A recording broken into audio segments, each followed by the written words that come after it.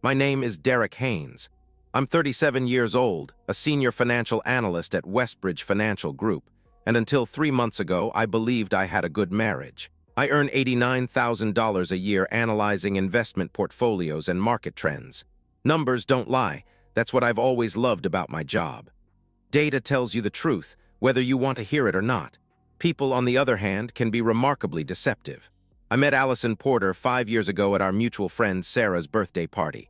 I was the college roommate who showed up late with a bottle of wine, and Allison was Sarah's coworker's plus one, stunning, confident, laughing at something someone had said across the room. She had this way of tilting her head when she listened, like she was genuinely interested in every word. That night, we talked until the party ended and most people had gone home.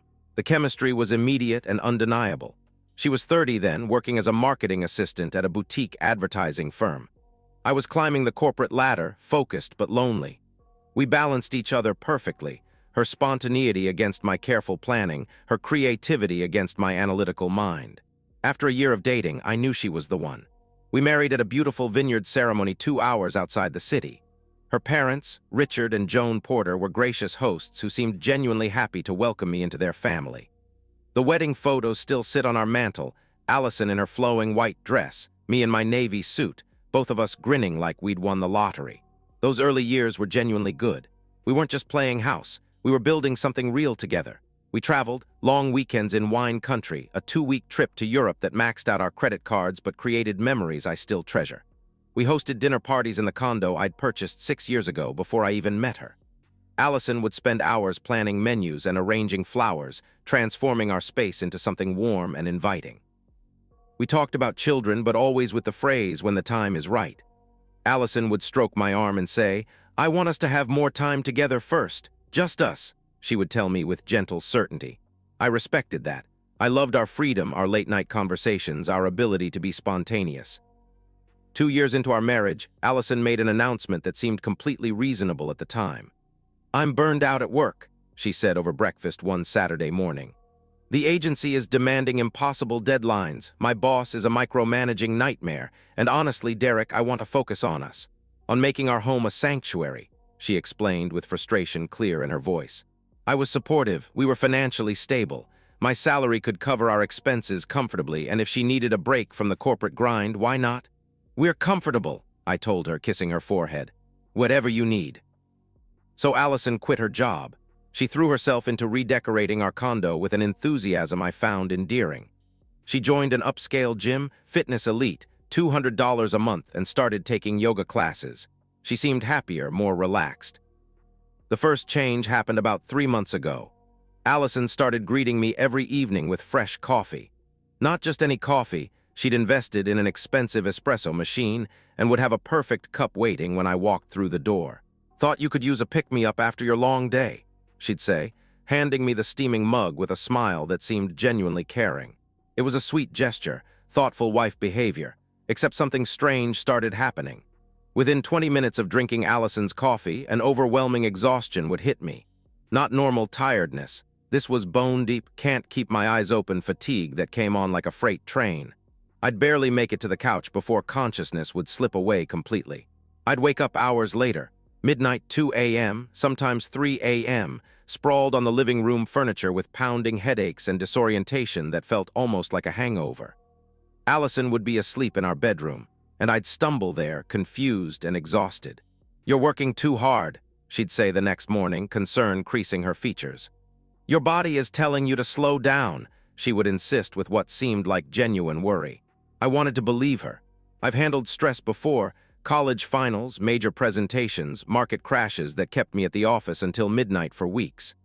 But I'd never experienced anything like this systematic collapse that seemed to happen only at home, only in the evenings, only after Allison's coffee. But late at night, when I'd finally make it to bed and lie staring at the ceiling while Allison slept peacefully beside me, a single thought would crystallize in the darkness. What if she's doing this on purpose? What? I've spent 12 years analyzing financial data for Westbridge Financial. My job is identifying patterns that others miss, market trends, investment anomalies, the subtle shifts that indicate when something is fundamentally wrong beneath the surface. It's pattern recognition at its most essential level. So when that thought crystallized in my mind, what if she's doing this on purpose? My analytical training kicked in automatically. If something was wrong with my marriage, I needed data, hard evidence, proof that would either confirm my suspicions or put them to rest once and for all. I started documenting everything. I bought a small notebook that I kept locked in my desk drawer at work. Every day I recorded the details. What time I got home, whether Allison offered me coffee, what time I drank it when the exhaustion hit, when I woke up, how I felt the next morning. The pattern that emerged was disturbingly consistent. Coffee offered every single evening. Time consumed always between 8:15 and 8:45 p.m. Unconsciousness onset within 15 to 20 minutes. Wake-up time between midnight and 3 a.m. Physical symptoms, headache, disorientation, cotton mouth. Frequency, 100% correlation. But here's what made the pattern truly damning. The exhaustion only occurred on nights when I drank Allison's coffee. On the rare occasions when I made my own coffee or grabbed a cup at work, nothing happened. When we went out to dinner and I had coffee at restaurants, I remained alert all evening.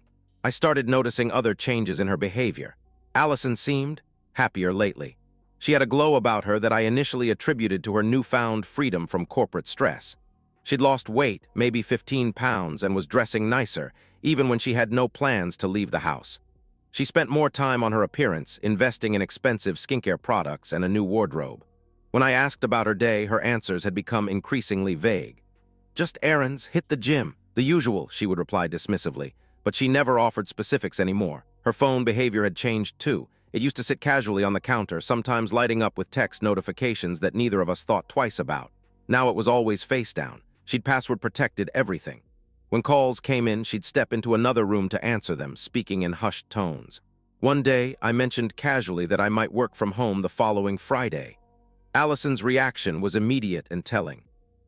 "No," she exclaimed sharply. The word came out harsher than she'd intended. She caught herself, forcing a smile.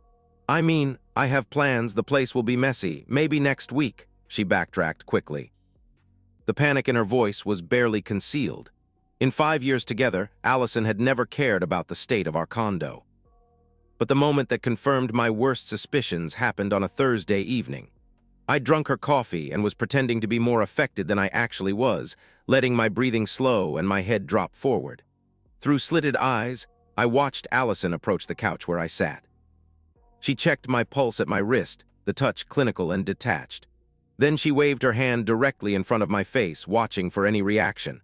When I didn't respond, she smiled, not the loving smile of a concerned wife, but something predatory and satisfied. She pulled out her phone and typed a text message. I couldn't see the screen, but I could see her expression as she typed. It was the look of someone who had just confirmed that a plan was proceeding perfectly. I also started noticing financial anomalies. The gym membership was expensive, $200 a month for Fitness Elite. But when I reviewed our credit card statements, I noticed regular charges at the gym's cafe, always mid-morning, always for 2 specialty coffee drinks.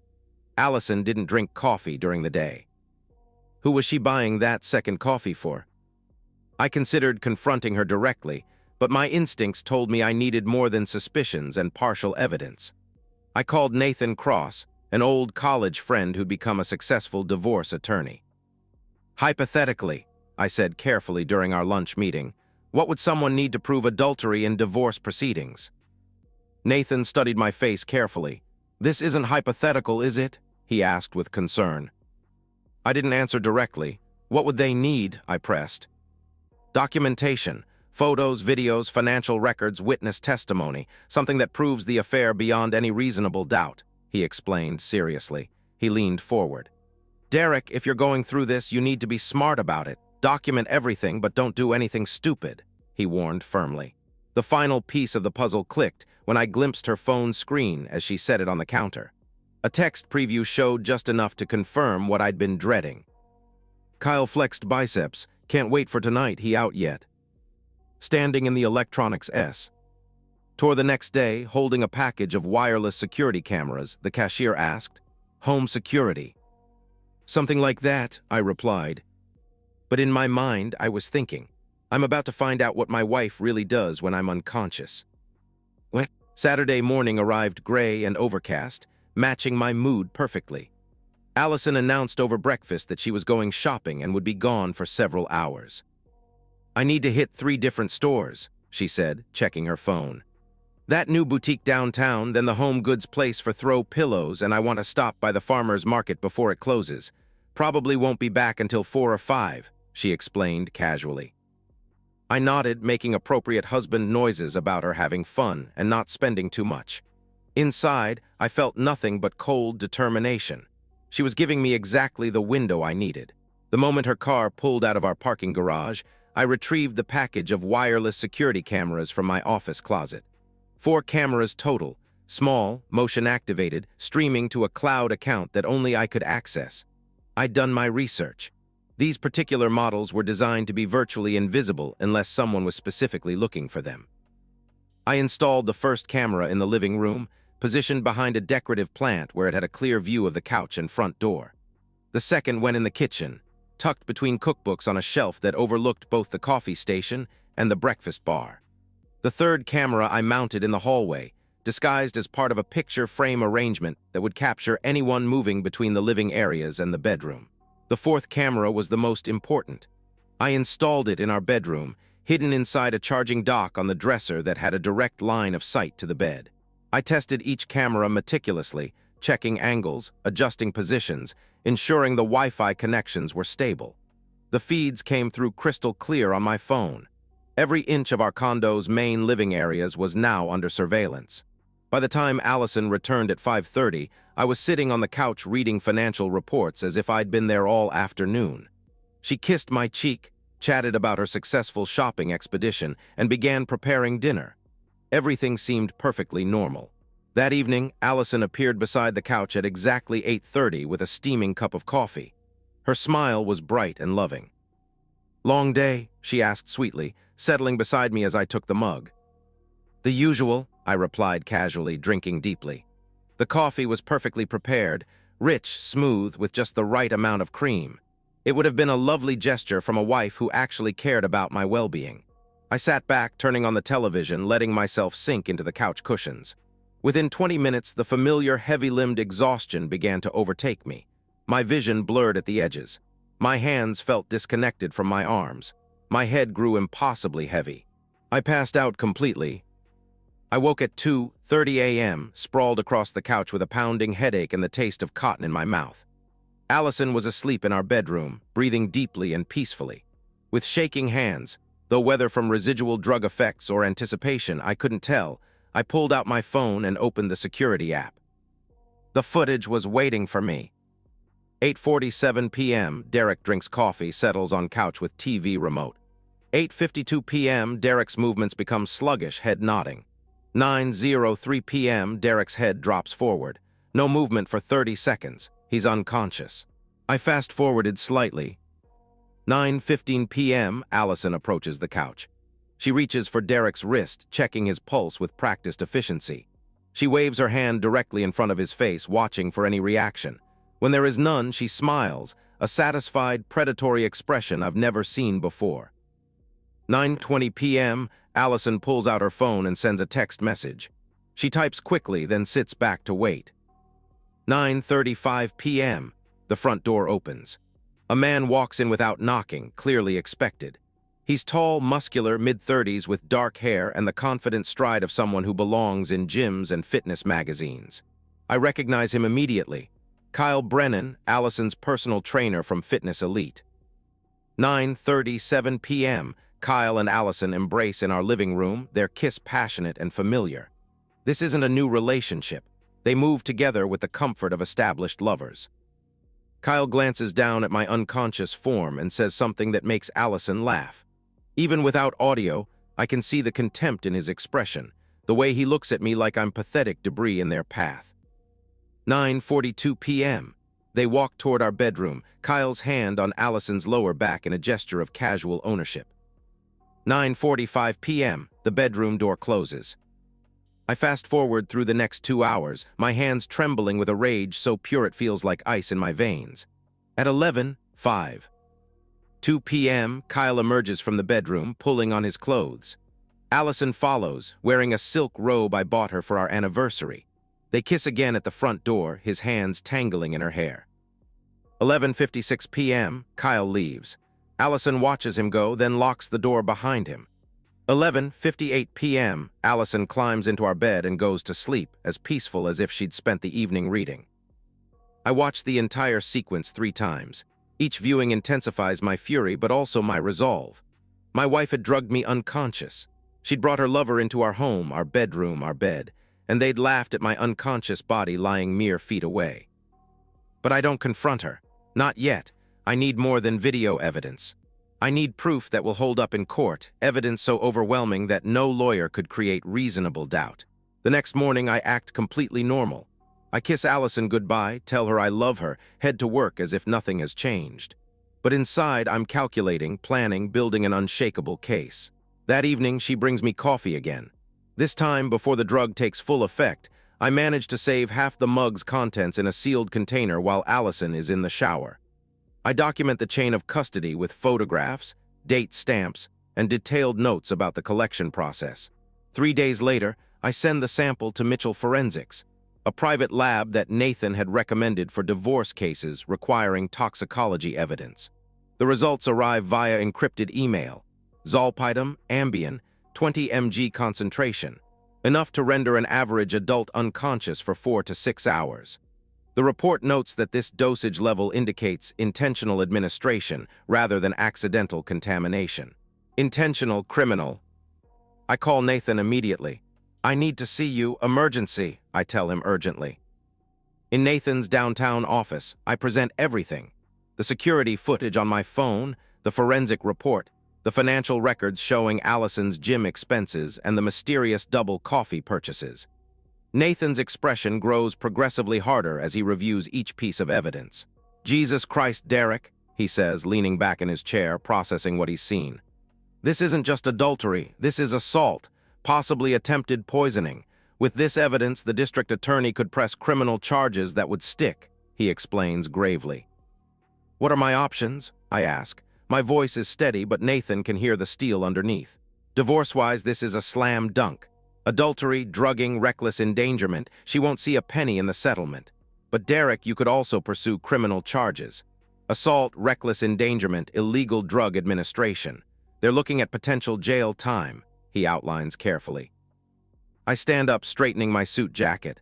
"I want them destroyed, both of them," I state coldly. Nathan leans forward, studying my expression. "What exactly are you planning?" he asks with concern. "I'm going to catch them in the act one more time, and I'm going to make sure they regret ever touching what was mine," I reply with quiet determination. Nathan's voice carries a note of warning. "Derek, don't do anything that could jeopardize the legal case. Don't give them ammunition to use against you," he cautions seriously. I meet his eyes directly. "2 nights from now this ends. Make sure the police are ready for my call," I tell him firmly. I walk out of his office, leaving Nathan staring after me. I know he's concerned about what I might do, but he doesn't understand. I'm not planning to jeopardize anything. I'm planning to ensure that justice is served with the kind of finality that neither Allison nor Kyle will ever forget. 2 nights later, I arrived home from work at exactly 6:15 p.m., the same time I'd been coming home for the past 5 years. My hands were steady as I turned the key in the lock, but underneath my calm exterior, every nerve was alive with anticipation.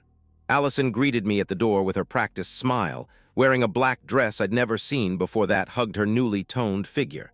She'd spent extra time on her hair and makeup today, I noticed. She was preparing for her performance. "Rough day?" she asked sweetly, taking my briefcase and setting it by the door. "The usual quarterly reports," I replied evenly, loosening my tie. "Nothing I couldn't handle." She disappeared into the kitchen, and I could hear the familiar sounds of the espresso machine grinding and brewing. 5 minutes later, she appeared beside the couch with a steaming mug, her smile warm and concerned. "Thought you could use a pick-me-up after your long day," she said lovingly. I took the mug with both hands, letting my fingers brush against hers in the gesture of a loving husband. The coffee was perfectly prepared, as always. Steam rose from the surface, carrying the rich aroma that had once been comforting and was now associated with violation and betrayal. I walked to the couch, TT led into my usual spot and turned on the television. When Allison turned away to tidy the kitchen, I poured every drop of the drugged coffee into the large potted fern beside the couch. The plant had been absorbing Allison's poison for days now. Its leaves were starting to yellow, but it would survive long enough to serve as evidence. I sat back, letting my breathing slow gradually, allowing my head to drop forward in stages. Weeks of watching my own unconsciousness on security footage had taught me exactly how the drug was supposed to affect me. Within 15 minutes, I heard Allison's footsteps approaching. I kept my breathing deep and regular as she reached for my wrist, checking my pulse with the clinical efficiency she'd developed over months of practice. She waved her hand in front of my face, waiting for any sign of consciousness. When I didn't react, she whispered a single word that chilled my blood. "Perfect." The satisfaction in her voice was unmistakable. This wasn't just about the affair. She enjoyed drugging me. She took pleasure in my unconsciousness, in the power it gave her over my life. She pulled out her phone and typed a message. I could hear her moving around the living room, probably tidying up, preparing our home for her lover's arrival. 10 minutes later, the front door opened. Kyle Brennan walked in without knocking, as comfortable in my home as if he lived there. "He out?" Kyle asked casually, his voice carrying the tone of someone discussing the weather. "Like a light," Allison responded confidently. "I used a little extra tonight. He won't wake up until 3 or 4, she added with satisfaction. Kyle laughed, a sound filled with contempt and amusement. "Man, you weren't kidding about this guy being pathetic. Look at him just sitting there," he said mockingly. "Tell me about it. Sometimes I wonder what I ever saw in him. He's so predictable, so boring," she replied with cruel dismissal. They were discussing me like I was a piece of furniture. The disrespect, the casual cruelty, the complete absence of any recognition that I was a human being who had loved and trusted them both. It crystallized every ounce of rage I'd been building for weeks into something cold and focused. "Come on," Allison said seductively, her voice dropping to the sultry tone she used to use with me. "We've got time." They kissed 5 feet from where I sat unconscious, their hands roaming each other's bodies with the familiarity of established lovers. Kyle's hands were in her hair, on her waist, places that had once been mine alone to touch. They headed toward the bedroom, Allison's laughter echoing down the hallway. Kyle said something else that I couldn't make out, but their combined laughter felt like acid on every nerve ending. I counted to 30, then stood. My movements were silent and deliberate. I walked through our kitchen to the door leading to the attached garage.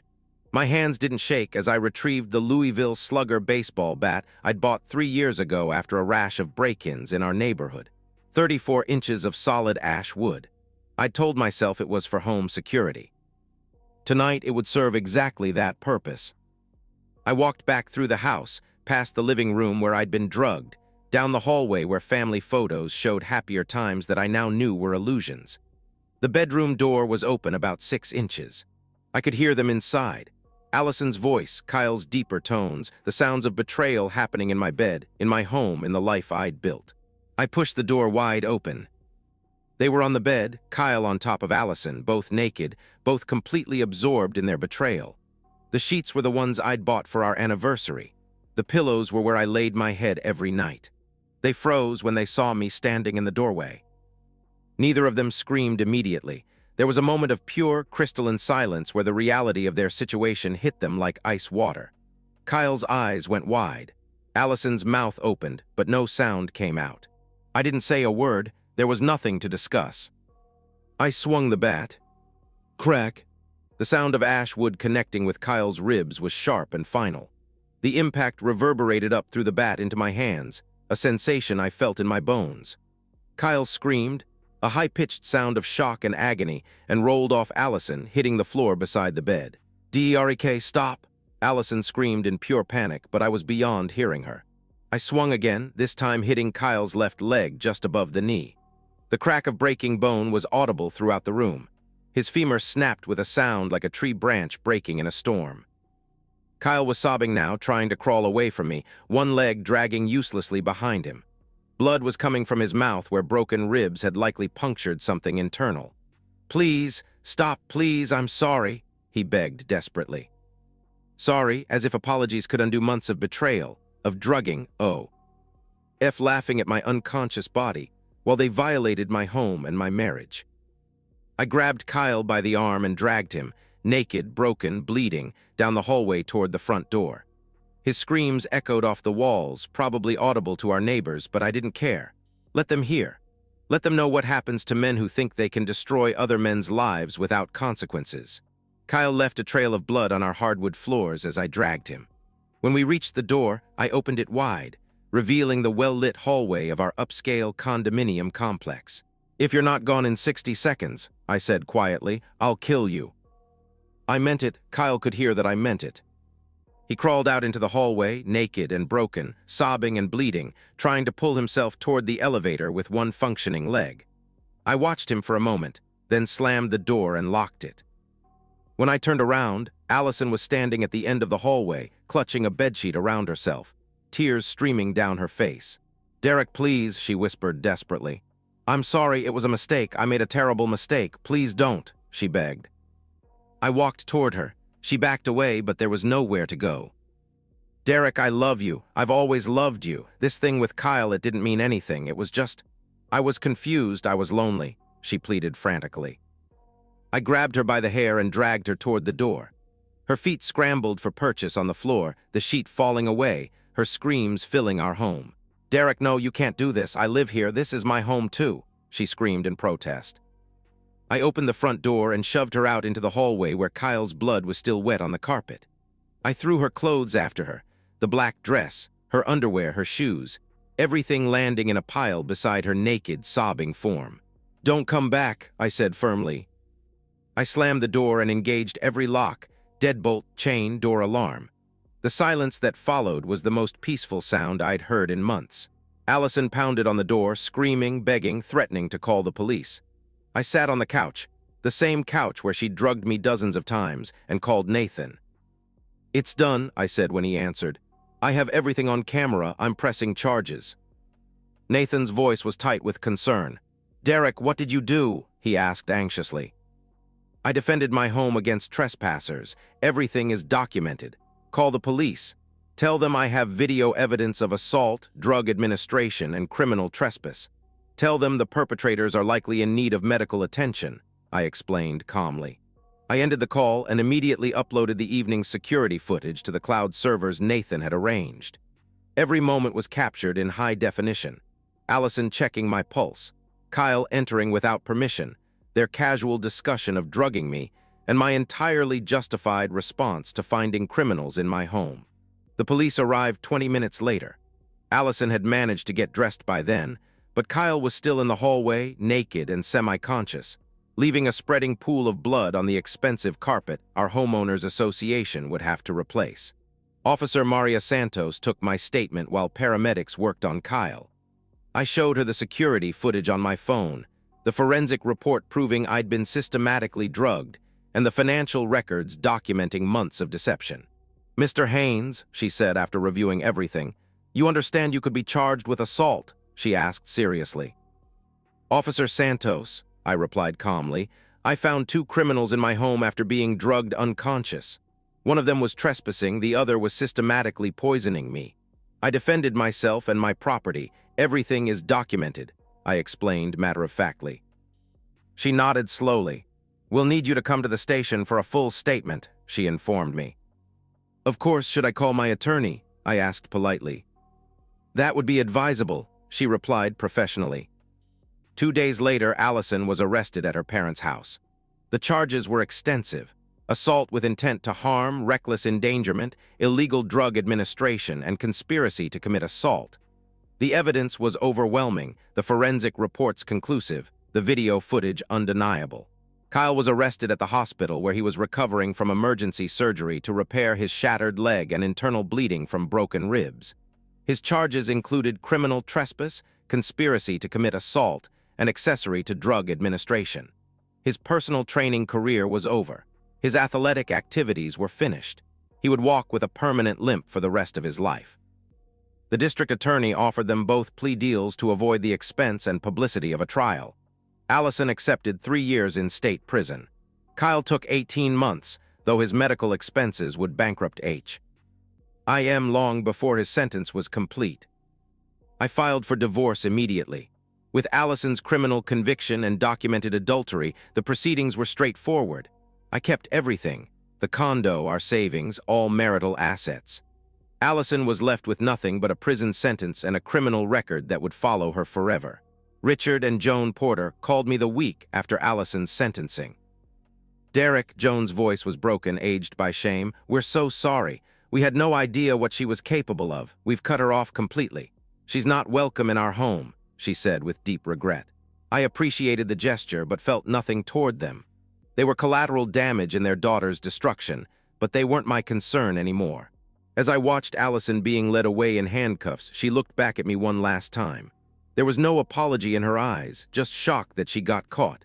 I felt nothing but satisfaction. 2 months after Allison's conviction, I sold the condo. Too many bad memories lived in those walls: the couch where I'd been drugged, the bedroom where I'd been betrayed. I bought a small house in a quiet suburb 30 minutes away. Fresh start, clean slate. I began therapy. Dr. Alexander Hall helped me process the trauma, not just the betrayal, but the violence of my response. I didn't regret what I did, but I acknowledged it changed me. I was harder now, more guarded, less willing to trust. I reconnected with old friends I'd neglected during my marriage. They were supportive, if somewhat shocked by the story. Most said I did what I had to do. A few suggested I went too far. I didn't care about their opinions. I started dating again, carefully, slowly. I was upfront about my past. Some women were scared off. Others found my honesty refreshing. I took my time. There was no rush. Financially, I was thriving. The divorce settlement left me with everything. I invested wisely, continued working at Westbridge Financial. My boss knew the full story and had been supportive. I occasionally checked in on Allison and Kyle through public records. Allison was serving her sentence at a women's correctional facility. No early release likely. Kyle tried suing me for the injuries, but dropped the case when my attorney reminded him that he was trespassing and committing a crime at the time. Kyle now worked at a supplement store, his training career destroyed by both his injuries and his criminal record. I felt no guilt, no remorse. They drugged me, violated my home, laughed at my unconscious body. They earned every consequence they received. In my final reflection, I address you directly. I'm 39, divorced and free. Some people say I went too far, that I should have just called the police. But those people weren't drugged. They weren't betrayed in their own bed. They don't get to judge.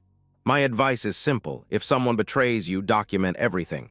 Protect yourself legally, and make sure they face consequences. Justice isn't always gentle. Sometimes it's delivered with a steel baseball bat, but it's necessary. I'm at peace now, building a new life on my own terms. The foundation is solid this time because it's built on truth, not lies.